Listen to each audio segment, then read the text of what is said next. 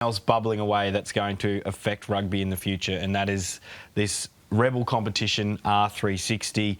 Tom, yourself and Ian Payton have written a few stories on it.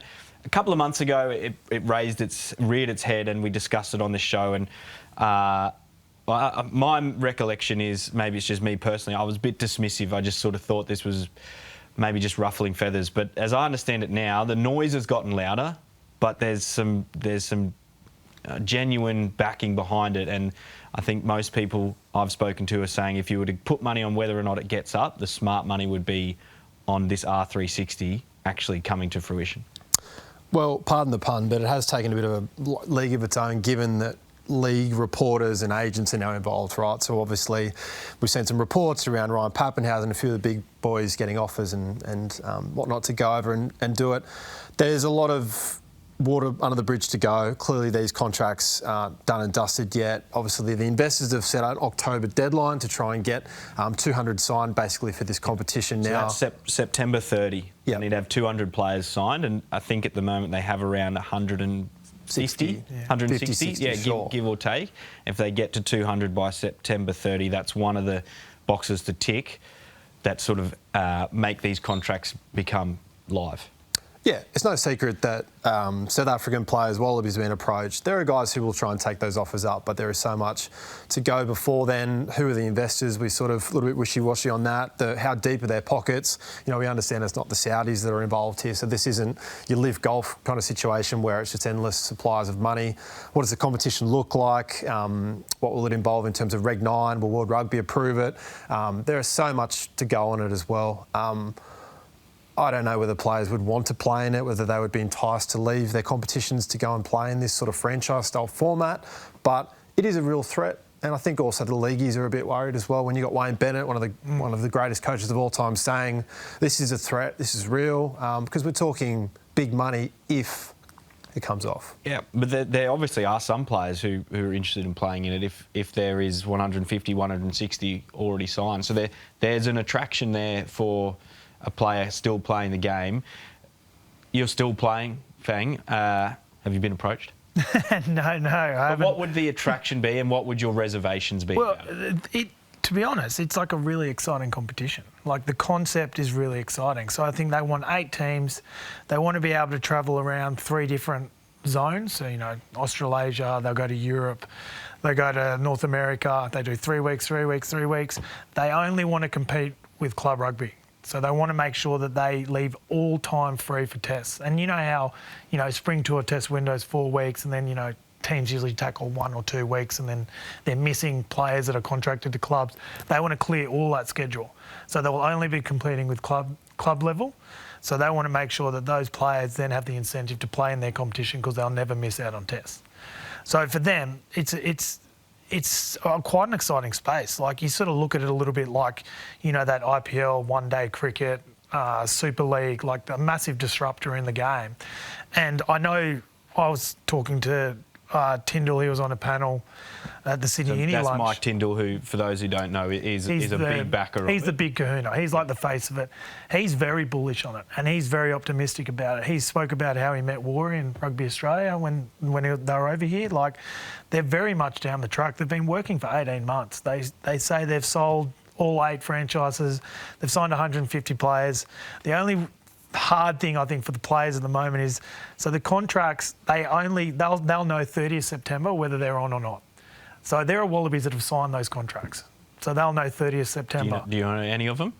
I know a few of them. But not to divulge? No. I know a few of them. But also, in saying that, there have been a lot of Wallaby players who have been knocked back. You know how you joked before, have I been approached? They don't want anyone over 30. They want the best players in the world, and they're willing to pay for them. So they're targeting the best players in the world. So they're not like, oh, who wants to come? Let's all sign you. It's like, no, we want to approach that guy. We don't want him. We want, you know, and they're starting to pick their players around. So they're very much not looking at themselves like a retirement plan or like a exhibition sort of competition. They want to be one of the best games in the world. Talking to my manager yesterday, he's obviously excited about it. A lot of managers would be. It's another competition, more opportunity for players to play. It's exciting, you know, good competition. Also play their test rugby. Their reservations are 30th September, the competition says, "Yep, we're in. We're announcing all these players from Australia," because in their minds, they think that Rugby Australia will be pretty opposed to this, and they'll start to get blacklisted from Test pickups.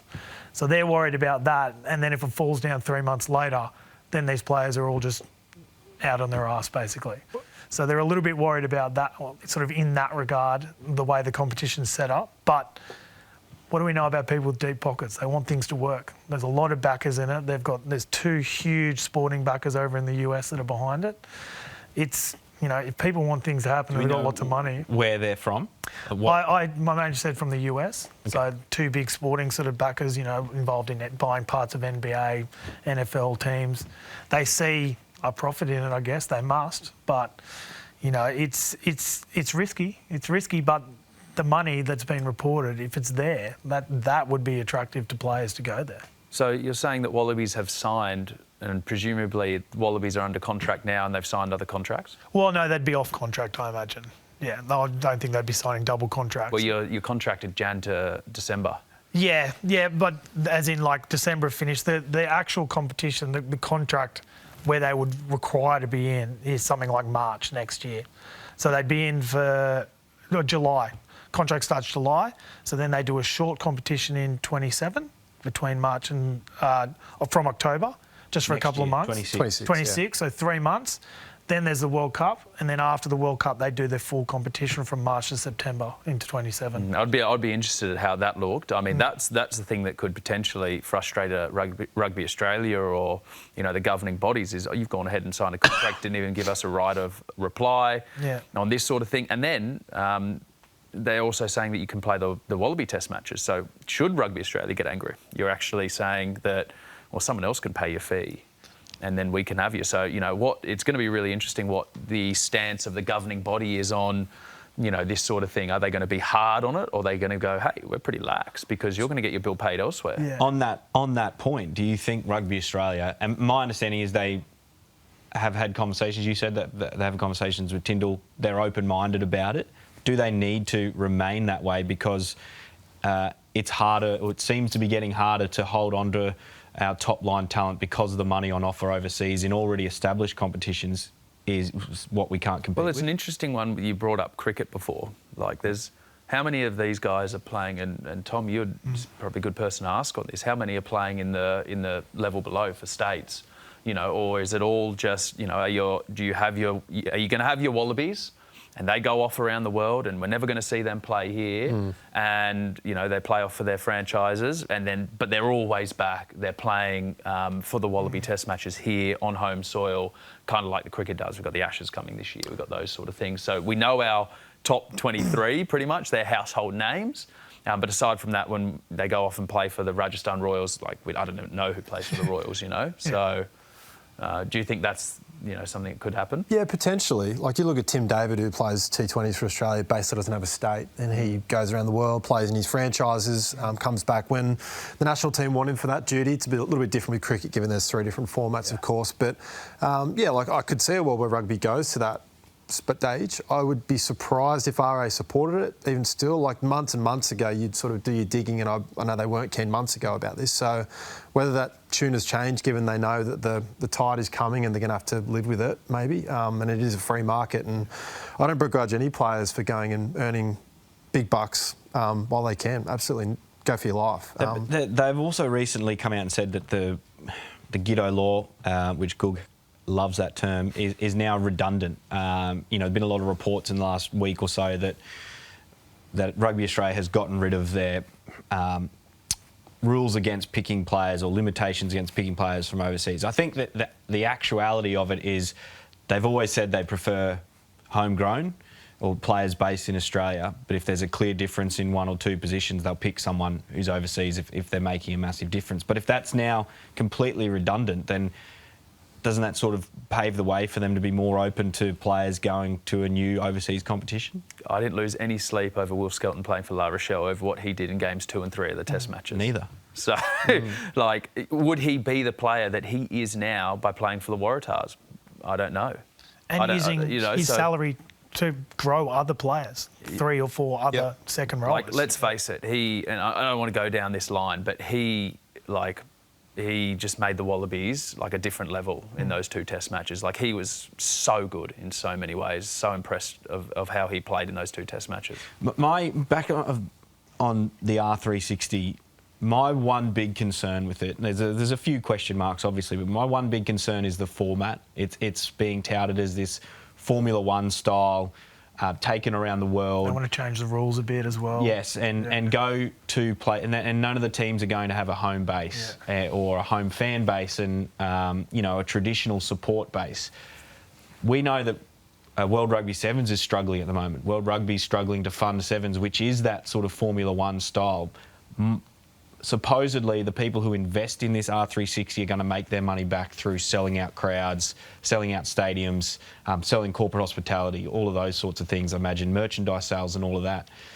I'm just not 100% convinced that it's going to get absolute foothold if it's going to a new place every couple of weeks. The money involved would be insane. Like, so you got a squad of 45 players, then you got maybe 20 staff. And you got 8 teams of that. So to recoup that, you mean? Yeah, for the and owners. you know they'd all probably have to fly business as well. Like, so moving from, continent to continent over 500 people, the cost of that alone you'd want to think that they've done, you'd want to think they've done their research and they think they can make it back. But that is just an already massive draw. That's a big difference between what this is reported to be and the IPL, which comparisons get made all the time. The IPL is based in India. Rajasthan Royals, the Mumbai Indians, and they've got an absolute fanatical fan base immediately, and then backing by, a lot of them, Tom, are wealthy Indian businessmen or actors and actresses and that sort of thing. This is supposedly a very different situation.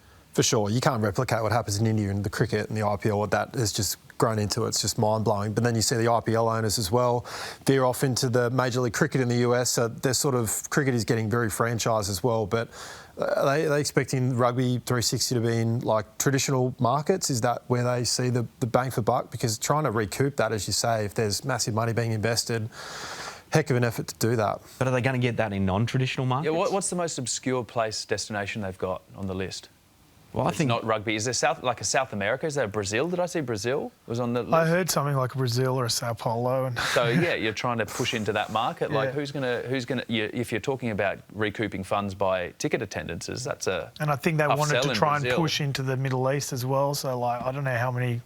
Stadiums are going to sell out in Dubai. They hold a 7 stop in Dubai, but outside of that, there's not a whole heap of really top-line rugby in the Middle East. I just think that's one of the riskiest parts of this whole. I think it is exciting though. Like they're banging a lot of drums, and well, Michael Checker said recently, like rugby's rife for a bit of a shake-up. Especially coming from the UK. There's always been that sort of agitation over there in that traditional club model. A lot of players believe it could be done better, or like they could be earning more money and there's more potential to gain, like bigger crowds, more followers, that sort of thing. So it is exciting. Everyone's talking about it. If they got another comp up with more money into the game, it'd be more, more eyeballs on footy, more eyeballs on rugby. If they want to spend money to go and play in New York and try and gain followers over there, that can only be better for everyone around the world, right? I agree. I think it's an exciting time to be involved in rugby. These are good discussions to have because it sharpens whatever the product's going to be. It could sharpen World Rugby into being something unique. If, R360 doesn't get off or it gets closer or it does get off, it's only going to make both sides of it better. I mean, it'd be interesting to know the detail around golf, who would have thought the PGA could have ever been, contended? And it is, and it's been doing well. It's been, seemingly from the outside, not knowing much, has been a great addition to golf and has sort of strengthened the thing, right? So maybe this will have a similar effect. I don't know, and I might be talking out of school with the golf stuff. Would it entice you out of retirement, Hoops? No, coaching, mate. Yeah, I think he's there. He's there. Couple of breakdown drills a week. What about this? Producer Trav just floated this in my ear. What about an Australian feeder team as a way for Rugby Australia to have some sort of involvement and maybe a little bit of control over it? Well, that's the thing, right? Like, there's 8 franchises. They said they've sold all 8. They're unsure on a couple of them. Like, I would be disappointed. So that's 8 men's, and there's 4 women's as well. 4 women's, yeah. And I'd be Warrie's too smart for this, right? Warrie's too smart to just completely discount this. He's a good operator, Warrie. He'd know what's happening. like, why wouldn't Australia even buy a franchise? We can push players into it, Aussie coaches. You know, there's a way to work with these competitions to make sure that it's the betterment for Australia. And just saying a flat no. Did RA make that much money off the Yes, Lions series? lots to of make money it? now, Rugby Australia. No, but you know what I mean? Like, Could be a quick way to blow it all. if you dig your heels in and just say, nah, anyone that signs there's blacklisted, we're not going to pick them, we don't want anything to do with that comp. We've got to move with the times a little bit more. And like you said, it's a global market now. Players can go anywhere. I don't think you'll see a mass exodus. I don't think it's like that. This competition, we're not going to lose like 30 players to this competition. I don't think it's that stressful. You know, we might lose 5, 8, 5 to 8 maybe, but that's not going to tick the needle too badly on Super Rugby at the end of the day. How do you think RA handles contract negotiations now? Like, obviously their modus operandus is to get guys beyond the World Cup in 27. There's always a post-World Cup exodus of sorts. Maybe after 23 there wasn't a massive one given there was a Lions and a home World Cup and maybe kept a few boys home. But how do you think they go about trying to keep that talent on RA deals moving forward? Or do they get to a world where if R360's in the market, go flexi deals where we'll pay you some and offset it there? Well, sabbaticals, like, would you prefer your player doing a competition like this for 4 months of the year, or would you prefer him playing 35 games over in France? Like, you want to be able to pushing him into what stage of career though, Nick. True, yeah. It is good for young players to play a lot of games. That's what really sharpens the axe there. Yeah. So do you push them into that sort of competition, the new Rugby 360 competition, or do you push them into French rugby? Do you find ways to move them in Japan? I think those flexible ways are a lot more attractive to players as well, and stops them just turning their back on Australian rugby and saying, oh, well, I'm never going to get the opportunity to come back. I think that's having really crafty, clever contracting for individuals and real scope, and this is going to fall on the table of your high performance directors and I guess your head coaches, and then Phil, as you mentioned before, is okay. Well, how do we get someone who's getting a lot of their payment overseas come back and really deliver for a Wallaby jersey, not just for the jersey but perform in there? So what's the talent map look like there? Do they perform on field? Do they perform off it? What's the commercial of having someone back? So really mapping a player in an individual basis of how to get the best out of him, and that's going to take a truckload of work for your Peter Horns and all that to get it right, because each player is a case by case. But yeah, you can offset a huge amount of cash, but you're probably going to get better bang for buck if you invite a Will Skelton back and he gets a nice chunky match fee for playing really well and hitting certain KPIs, like in any other business. And I think they've got to be really smart and crafty around how they do that. It's a very interesting landscape at the moment. We'll no doubt find out more over the coming weeks, but that September 30 deadline seems to be the real beacon for when it's make or break really for this competition. But great discussion, epic discussion.